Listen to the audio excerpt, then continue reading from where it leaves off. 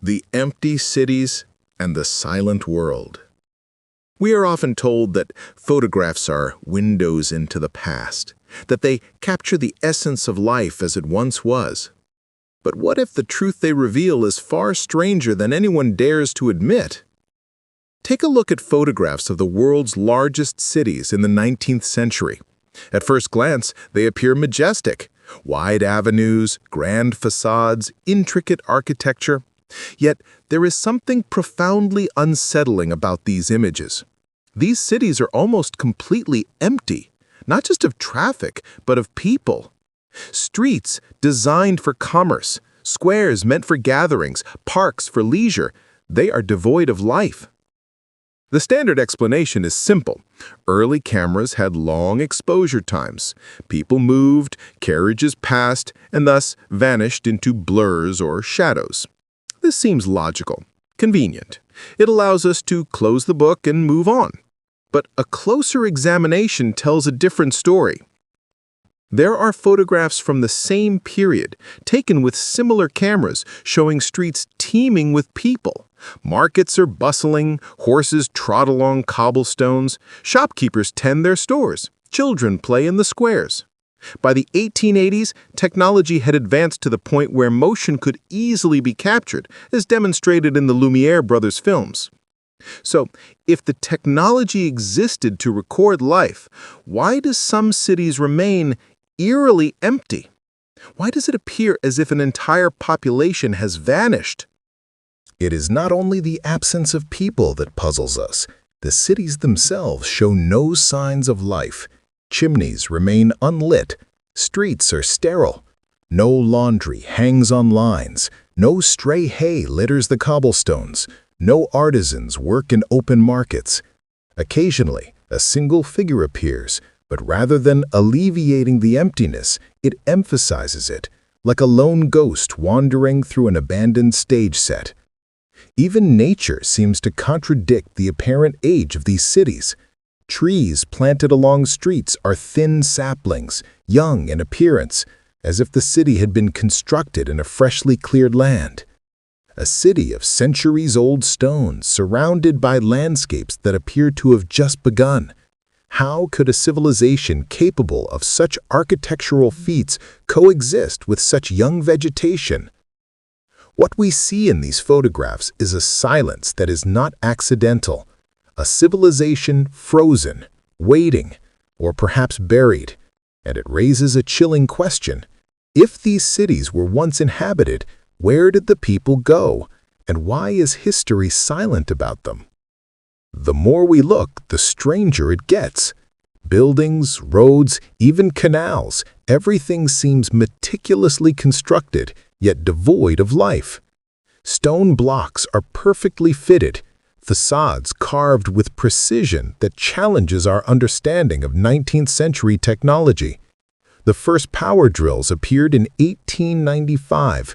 Massive projects like canals, aqueducts, and star forts would have required tools, maps, and knowledge that historians insist were unavailable. Take, for instance, the Erie Canal. Built between 1817 and 1825, it stretched 585 kilometers, carved through forests, limestone escarpments, and rivers. Workers supposedly relied on black powder and hand tools. To complete the canal on schedule would have demanded an almost impossible daily pace. Or consider the star forts scattered around the world. Perfect geometric symmetry, angles and bastions visible only from above. How could people without aerial views or satellite technology achieve such precision? And then there is what lies beneath our feet. Basements and half-buried structures hint at cities that were once covered by soil, sometimes 2 to 3 meters thick. Cultural layer theories and gradual accumulation of debris fail to explain the scale and uniformity of this phenomenon. Could these cities have been buried in a global mud catastrophe? The concept of soil liquefaction shows us that shaking, saturated earth can swallow buildings partially, leaving them intact but buried. Could such a global-scale event have occurred, covering the true civilization and erasing its population? And if so, who repopulated the planet afterward? How did humanity rise again from such emptiness? The answer begins to emerge when we examine the records of the 19th century, an unprecedented wave of orphans. Children without families, without pasts, collected and redistributed across nations. England, Italy, Russia, the United States, all continents saw programs designed to place children in orphanages, trains, and distant farms. Officially, this was charity, but the scale, the secrecy, and the coordination suggest something more deliberate: repopulation of a world emptied of its original inhabitants. These children, often stripped of identities and histories, became the seeds of a new society. The photographs we see, the people digging, working, living in these cities, are not the builders. They are the inheritors, uncovering a world already built and partially buried. By the end of the 19th century, humanity had emerged into a prepared world. But the true architects, the original civilization, had vanished, leaving behind only silent stone, empty streets, and young saplings. A ghostly legacy waiting to be uncovered. Orphans, incubators, and the creation of a new humanity. As we dig deeper into the 19th century, a disturbing pattern emerges, not in buildings or streets, but in the very population itself. A wave of children without families, without identities, appears across the globe.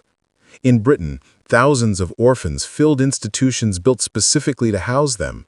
Over 400 orphanages were founded, accommodating tens of thousands of children by the mid-1800s. In Italy, Milan and Naples alone had over 374,000 infants in orphanages by 1860.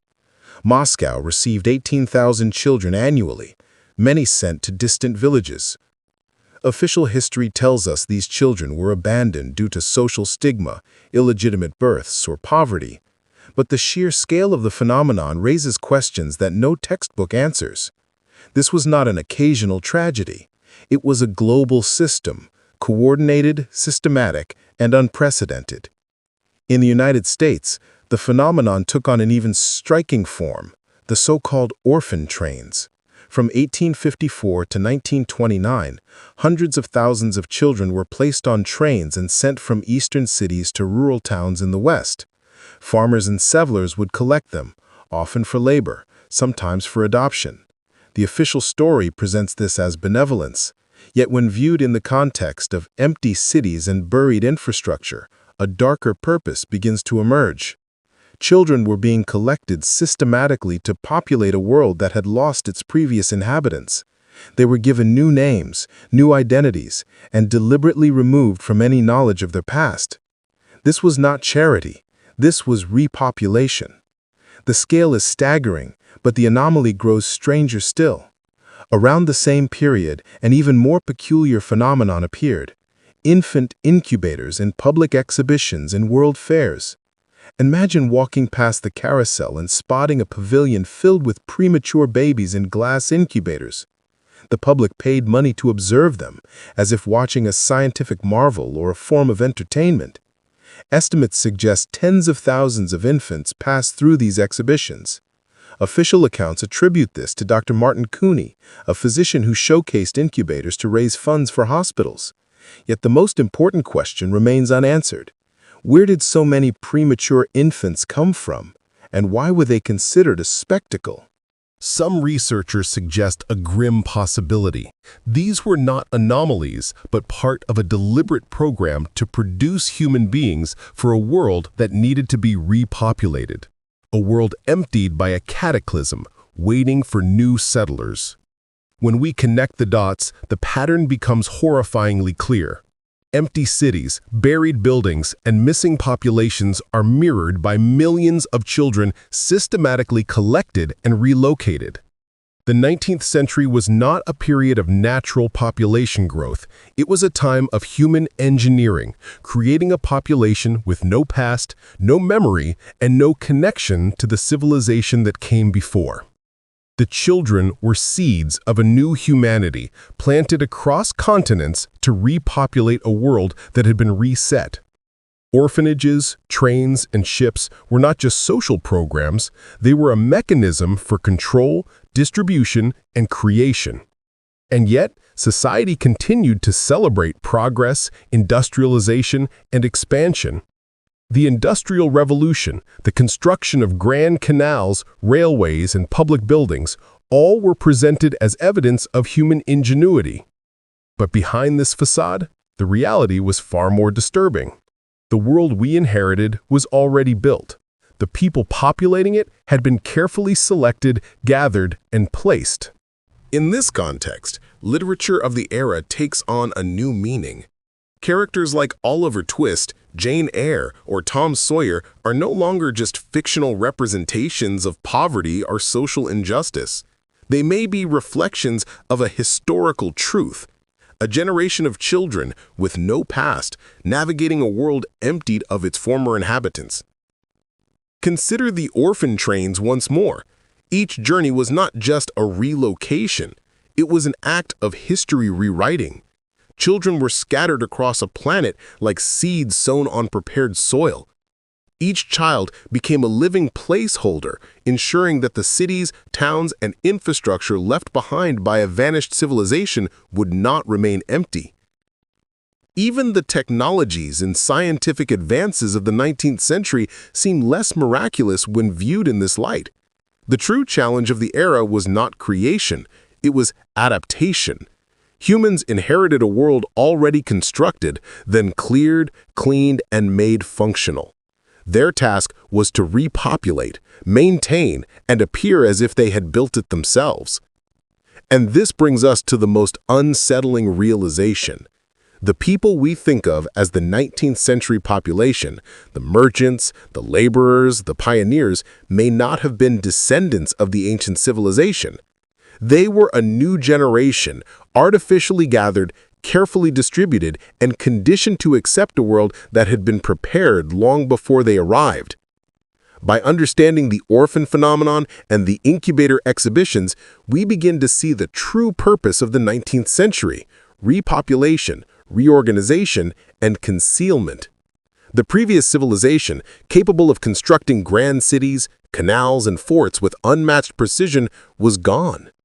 And humanity, as we know it today, was being carefully recreated, child by child, city by city, continent by continent. The question that arises then is staggering. If our modern society is composed of these carefully placed inheritors, what other truths have been hidden from us? The global cataclysm, hidden technology, and the true history of humanity. As we step into the final piece of this puzzle, the scope of the mystery becomes staggering. We are no longer talking about empty cities or orphan trains. We are approaching the heart of a global event, an event that shaped the entire world as we know it. The 19th century was not the beginning of civilization. It was a reset point. The empty cities, the buried buildings, the orphans, they are all fragments of evidence that something catastrophic occurred before the modern era. But what exactly happened? Evidence suggests a planetary-scale catastrophe, sometimes referred to by researchers as the mud flood. Entire cities, from Europe to the Americas, were partially buried under meters of soil, clay, and sediment. Buildings that should have been vibrant with life were found perfectly preserved, yet lifeless. Roads were torn up, streets were uneven, and yet the architecture remained immaculate.